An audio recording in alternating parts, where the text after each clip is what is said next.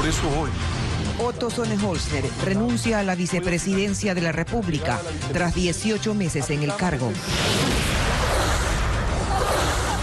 Sonnenholzner entregó esta mañana su despacho. En la presidencia, mientras tanto, se analiza la terna que deberá enviarse a la Asamblea para elegir al cuarto vicepresidente de Lenín Moreno. Hospital Temporal Bicentenario busca descongestionar la alta demanda de pacientes en los hospitales COVID de Quito. Asociaciones que reúnen a personas con discapacidad anuncian la creación de una veeduría para que se sancione e investigue a los responsables de la entrega de miles de carnets de forma irregular. Fingiendo un allanamiento, delincuentes vestidos como policías ingresaron a una vivienda para robar dinero, joyas y hasta una caja fuerte. Ocurrió en Cuenca. Las noticias en Televistazo con Tania Tinoco y Denise Molina.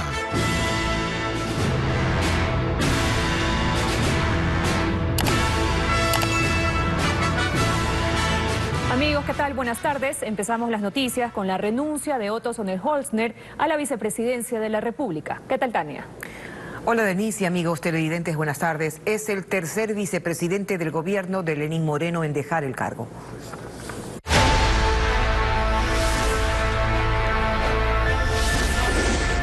Otto renuncia.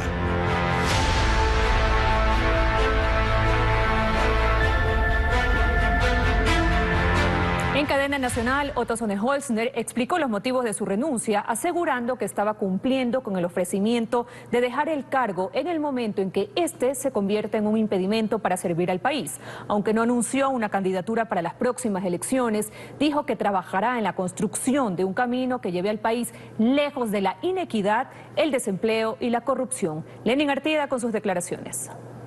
lo que siempre he hecho. Después de 574 días como vicepresidente, Otto Sonnenholzner renuncia al cargo. Y las 8:30 de la mañana también puede ser buena hora para una despedida. Pero las cosas se cuentan en orden, por eso antes de decir las razones de su salida, recordó el porqué de su llegada. Acepté porque era necesario apoyar al país en un momento crítico, en su camino hacia la recuperación de las libertades, la independencia de poderes y la democracia. Acepté porque cuando te llaman para servir a tu nación en momentos difíciles y sabes que lo puedes hacer con decencia y compromiso, no te debes negar. Y ya que estaba en esas, hizo un breve recuento de lo que fue su gestión en la vicepresidencia de la República y entonces los tonos ya empezaban a elevarse. Y eso hemos hecho, resolver problemas, sin importar su tamaño. Desde lograr que se concluya la construcción de hospitales, carreteras, escuelas y cualquier tipo de obra abandonada por años, hasta ayudar en la iluminación de un barrio. Si quieren llamar campaña a resolver los problemas de la gente, háganlo. Es un honor trabajar duro y servir con humildad. Yo siempre he trabajado por convicción y basado en mis principios, no por cálculos o encuestas para las que no tengo tiempo ni dinero. Era la introducción para contar por qué mismo es que se iba, para ratificar la información que circulaba desde hace días y que él mismo no se atrevía a desmentir, porque cómo se puede negar lo evidente, cómo se dice que no pasa lo que todos ven que está ocurriendo. Ecuador necesita nuevas soluciones para afrontar los problemas. Por eso hoy, que enfrentamos una situación más estable, puedo finalmente tomar esta decisión. Pero siempre dije que no estoy aquí por el cargo, ni por el sueldo, ni por los honores. Y que en el momento que sienta que este cargo se convierte en un impedimento para servir y aportar a los temas más relevantes del país, prefiero salir como entré. Y eso haré. Saldré de aquí con la frente en alto y de la mano de mi esposa. Que él no es político, dijo. Y entonces, el no político habló de política y de política electoral. El Ecuador enfrentará una de las elecciones más relevantes de su historia y por ello hoy el mejor servicio que se puede dar a nuestro país es trabajar en la construcción de un camino que nos lleve lejos de la inequidad, el hambre, el desempleo y la corrupción. Debemos enfocarnos en los objetivos comunes, renunciando a cualquier interés particular para lograr una sociedad justa, próspera y equitativa. Haré este esfuerzo desde fuera de la vicepresidencia. Así no quedará duda alguna respecto al uso de recursos públicos para esto. Y no confirmó que será candidato, pero habló como si lo fuera, abriendo ventanas y disparando contra eventuales contrincantes a quienes no identifica con nombres y apellidos, pero es que de eso se trataba su discurso, básicamente de ir dejando pistas. No confíes nunca en la gente obsesionada con el poder, ni en los que estuvieron por años empeorando todo e insisten en volver, a cualquier costo, a cualquier cargo. No confíes tampoco en los que venden falsas ilusiones, pues no hay fruto sin esfuerzo, ni fórmulas mágicas. Las verdades a veces son incómodas, pero necesarias. Tampoco creas en aquellos que se consideran indispensables, pues nadie lo es, y solo unidos podemos construir un futuro mejor. Cree siempre en la gente sencilla, sin vanidades, con verdadera vocación de servicio.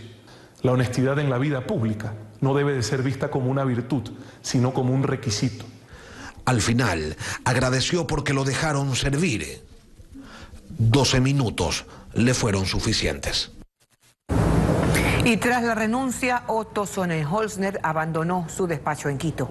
En el Palacio de Gobierno, mientras tanto, hay expectativa por la designación de la terna que será enviada al Legislativo para que decida quién asumirá el cargo de vicepresidente. Desde Carondelet, Paul Romero nos preparó un informe.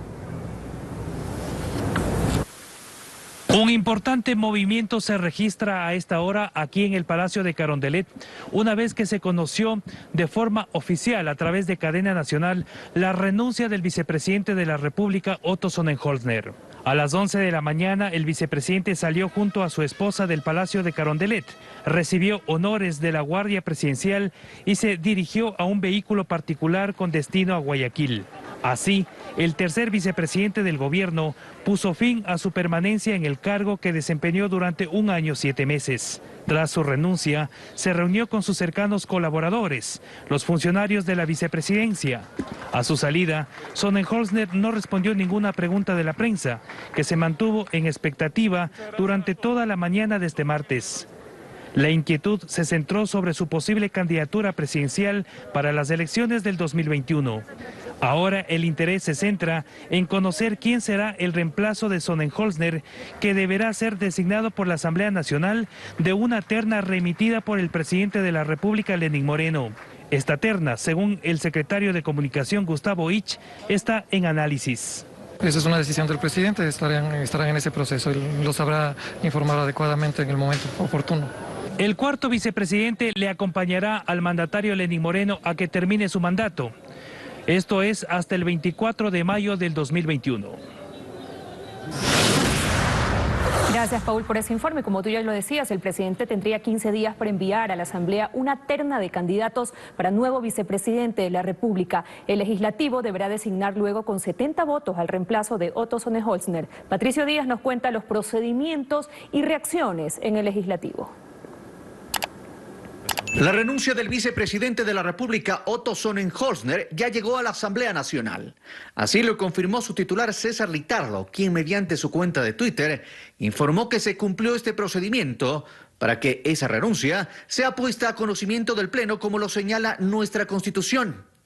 Precisamente, según la Carta Magna, el país debe tener nuevo vicepresidente en un máximo de 45 días desde la renuncia del anterior.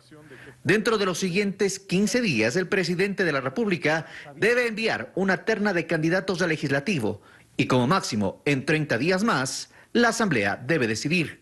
De no haber un acuerdo en aquellos 30 días, se entenderá elegido el primero de la terna. ¿Cuántos votos se requieren? 70 votos, mayoría absoluta, para elegir al nuevo vicepresidente de la República. Desde el oficialismo ya han vivido en 2 ocasiones anteriores la necesidad de buscar votos para uno de los candidatos a vicepresidente.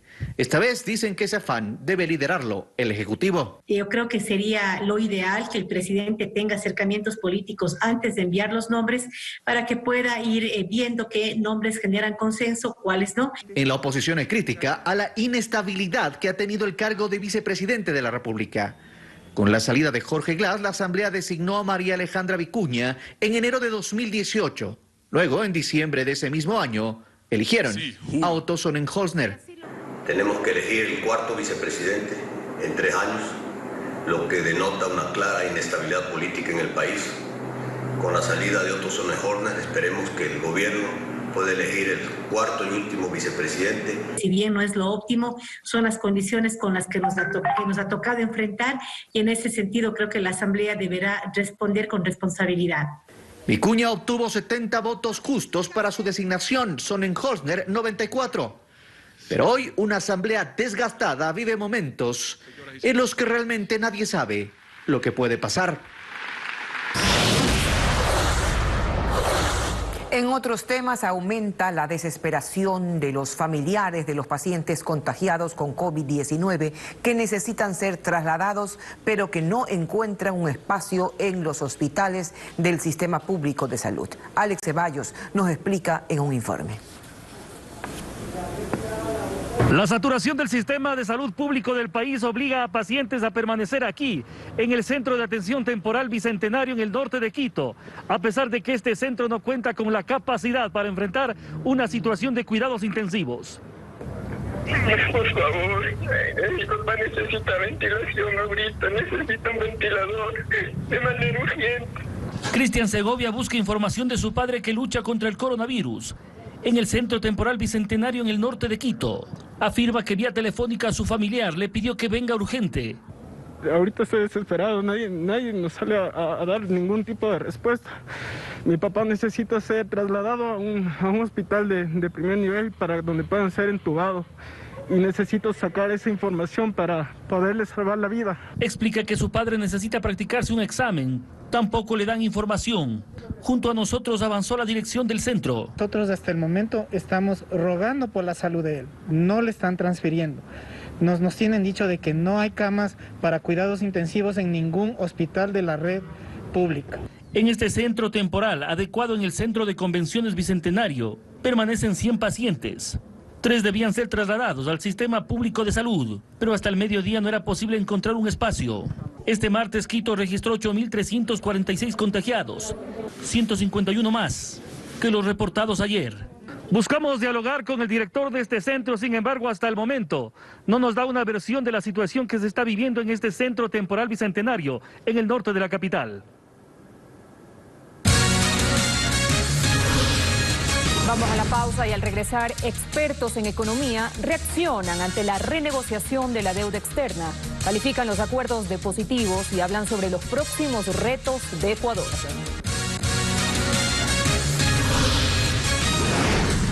También 48 ecuatorianos siguen a la espera de poder volver al país desde Chile. Afirman que varios de ellos han dado positivo para COVID-19.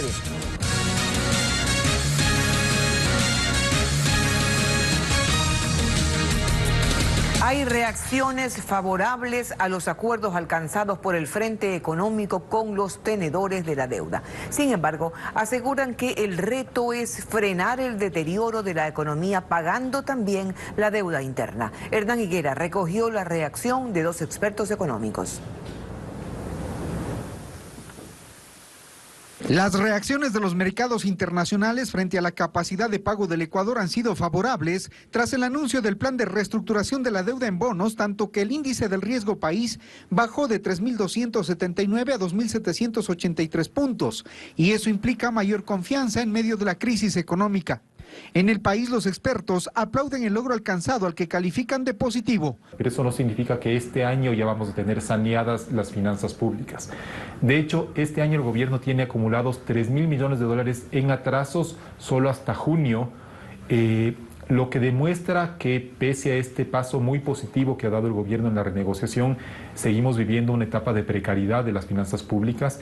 Eso implica que el gobierno va a seguir atrasándose seguramente en algunos sueldos o con proveedores, y que por lo tanto no hay todavía una normalidad en la cadena de pagos.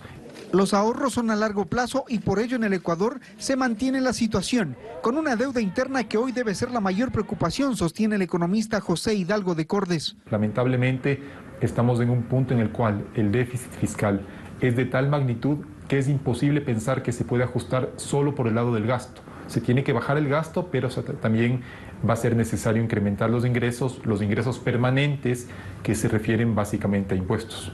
Criterio que lo comparte el analista Osvaldo Landázuri, quien cree que al gobierno lo que le queda ahora es controlar los niveles de endeudamiento y el gasto público. En otras palabras, frenar el deterioro de la economía. Entonces no es que usted cuenta con nuevos recursos. Lo que hace es indudablemente estar menos ahorcado de lo que estaba. Por eso es que yo digo, si usted no resuelve el gasto, probablemente el problema va a seguir siendo el mismo en los años que vienen. Con la renegociación alcanzada, al país le quedan dos fuentes de financiamiento, los multilaterales y países como China. Endeudamiento que debe hacérselo con equilibrio para estabilizar al país, empezando a pagar la deuda interna y entre ellas la más grande, la del IES, donde se anuncia que ya no hay para el pago de jubilaciones del próximo mes. Entonces le tocará tratar de tener un acuerdo con el Fondo Monetario, por ejemplo. Yo me imagino que parte de esto que se ha logrado ahora habrá sido, me imagino yo, auspiciado por el propio fondo, en donde ahora sí se podrán sentar y tal vez establecer lineamientos generales, porque yo de Fondo Monetario tampoco quisiera negociar un nuevo acuerdo con un gobierno que está de salida. Los analistas coinciden en que el anuncio da esperanzas para enfrentar los siguientes meses en materia económica. 48 ecuatorianos continúan varados en Santiago de Chile a la espera de retornar a su país. Llevan más de 25 días en un albergue y, según dicen, sin respuesta por parte del consulado de Ecuador en ese país. Varios de ellos se han contagiado de coronavirus.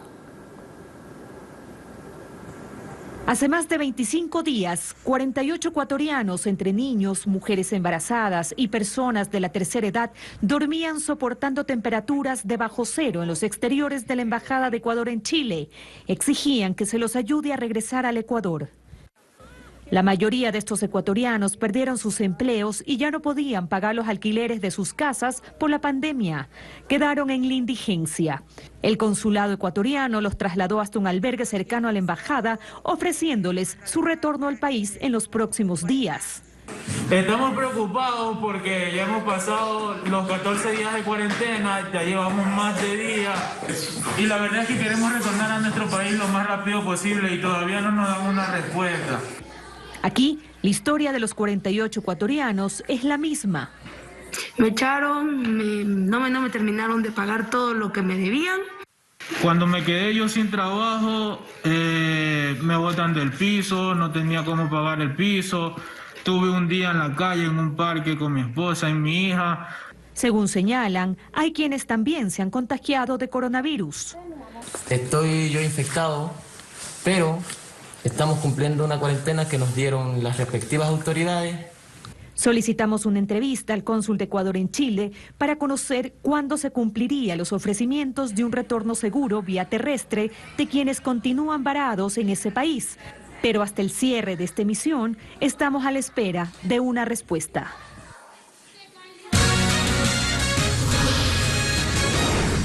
Más adelante en Televistazo, por redes sociales también se ofertaban carnets de discapacidad a cambio de dinero.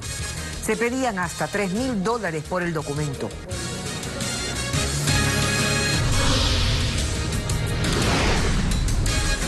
Además, operativos ejecutados en Guayas y Manabí dejan como saldo 3 detenidos vinculados a la banda de los choneros.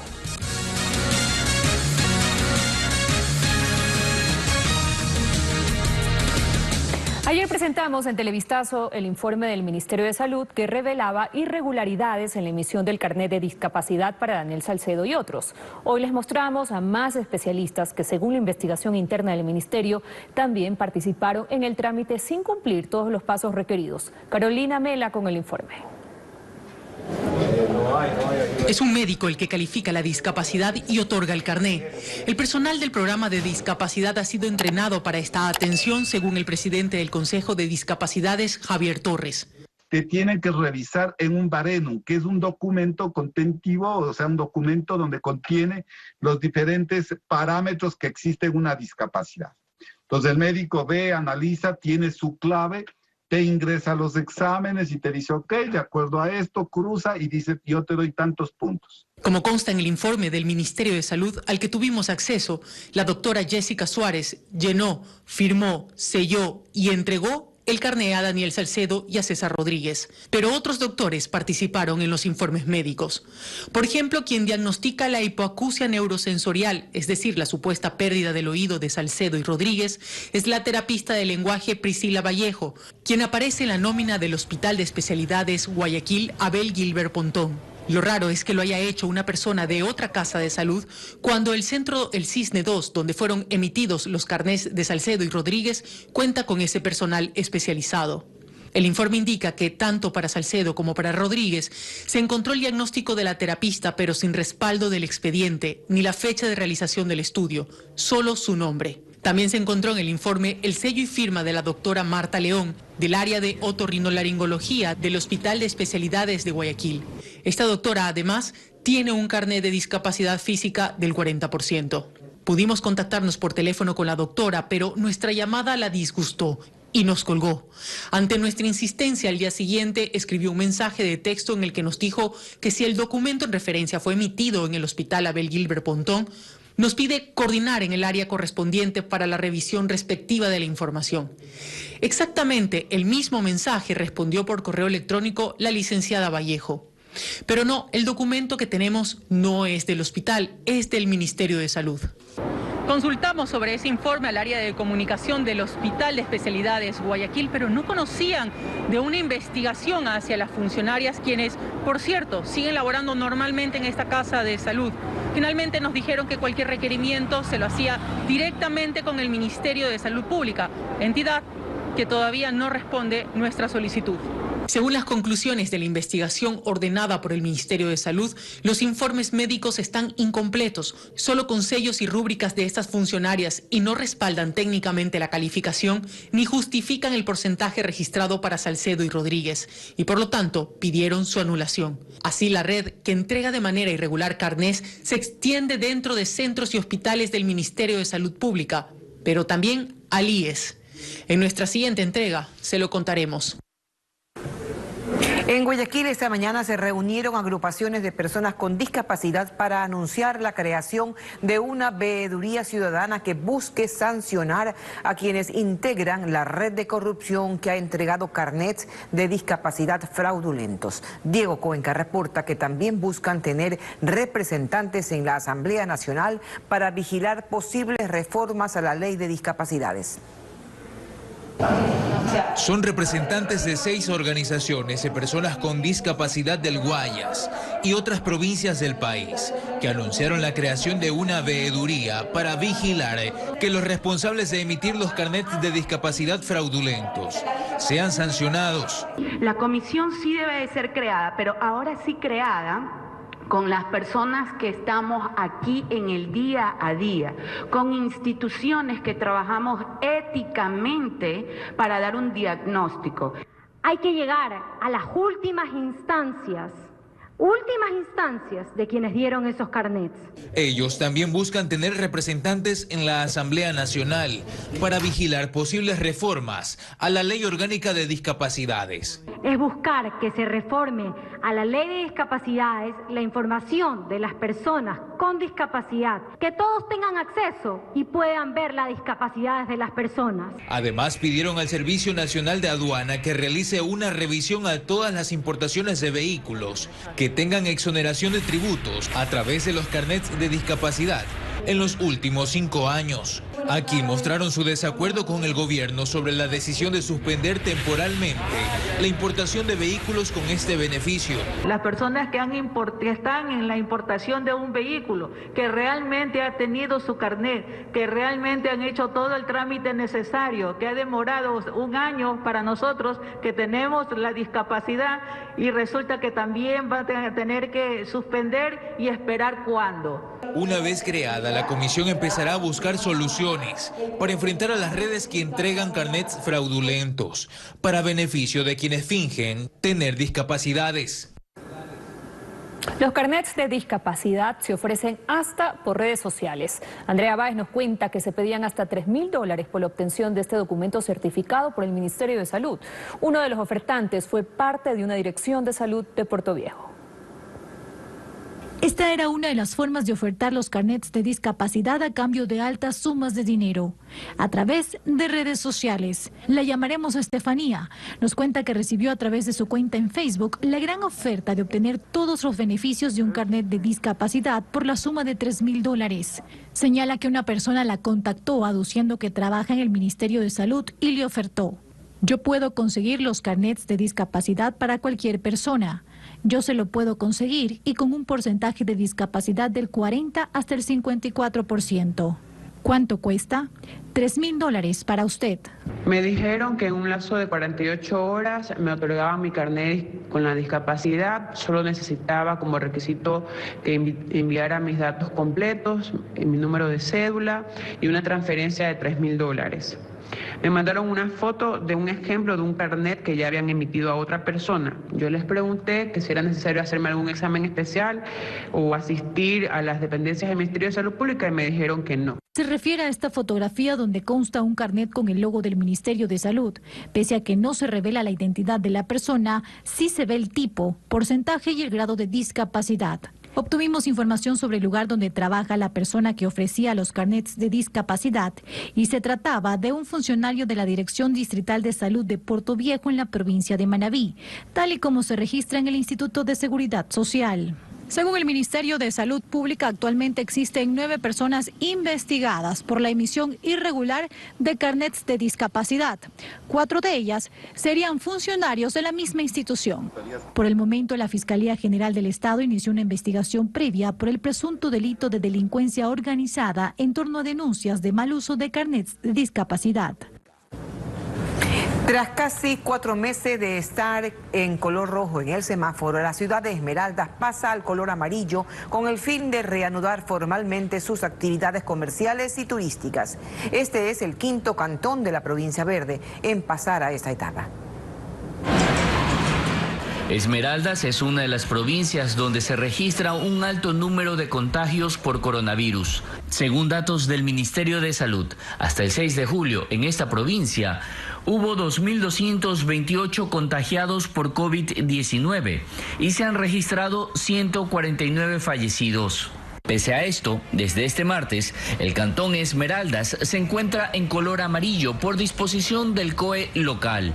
La decisión se dio tras un análisis sobre el comportamiento del coronavirus en esta ciudad, explica la alcaldesa Lucía Sosa. Hicimos a los choferes la prueba rápida. Prácticamente el 38.7% salió de contagio. ¿Qué quiere decir? Que eran compañeros asintomáticos. Previo a esta nueva fase se dispuso que en los sectores de mayor afluencia comercial se incrementen los protocolos de bioseguridad para reactivar la economía. De la necesidad de cómo reactivar la economía, de cómo la gente en este momento no tiene cómo llevar el pan a la mesa, cómo el sector comercial ha perdido en estos meses. Con el semáforo amarillo, todo establecimiento debe informar a la alcaldía sobre protocolos de bioseguridad para su aprobación.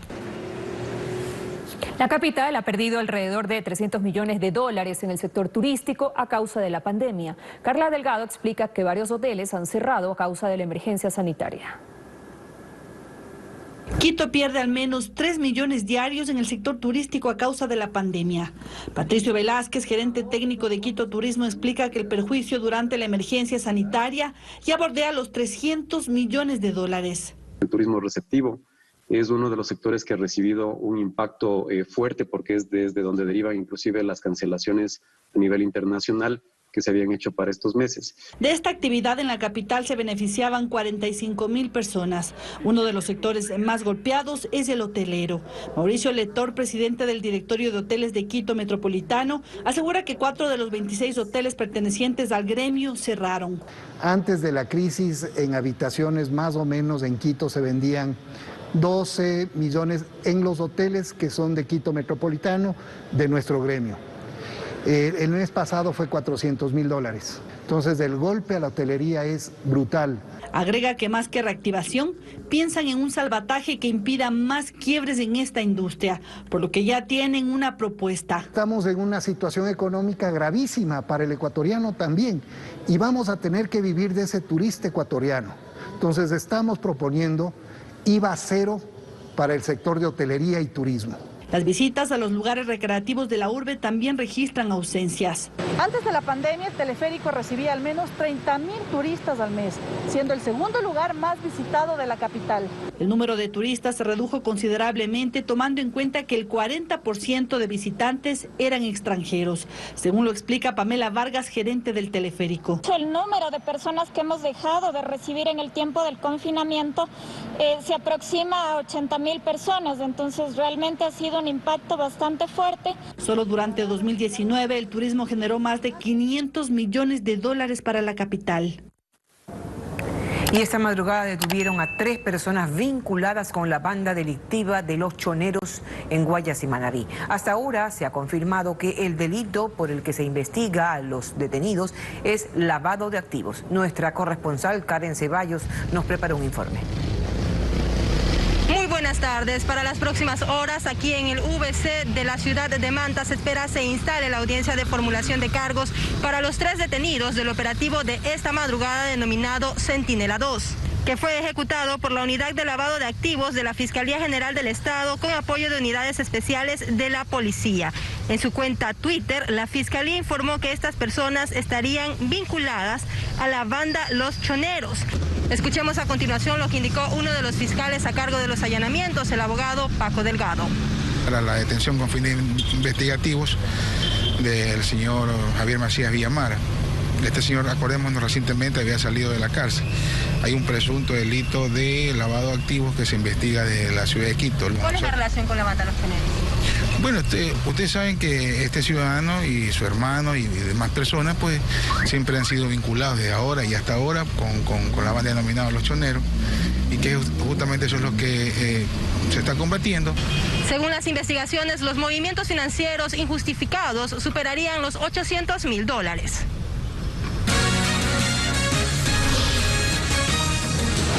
Pausa, y al regresar aumentan las cifras de muertos en los Estados Unidos por el coronavirus.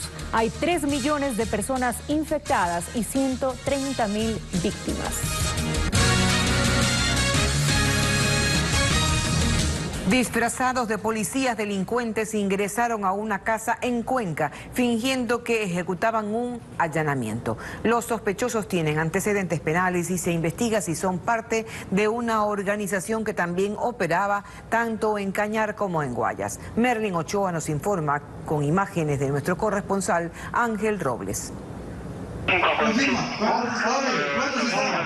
En el piso y neutralizados quedaron los 4 sujetos disfrazados de policías.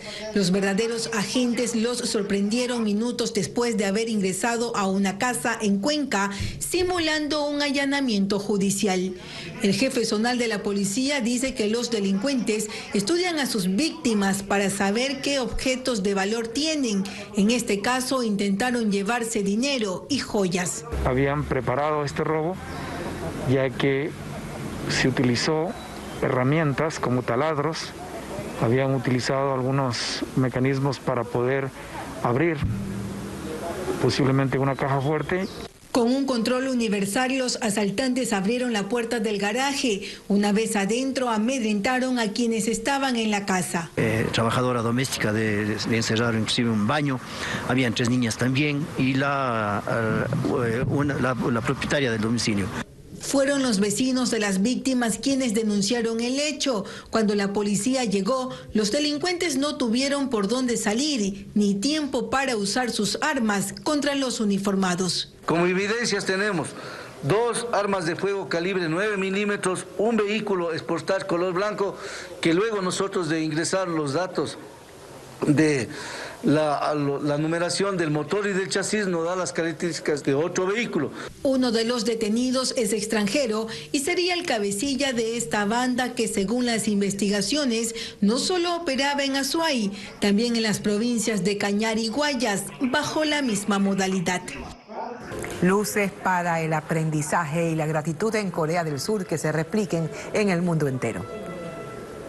Así estamos despidiendo, Tania. Amigos, gracias por su sintonía. Siguen la señal de Ecuavisa.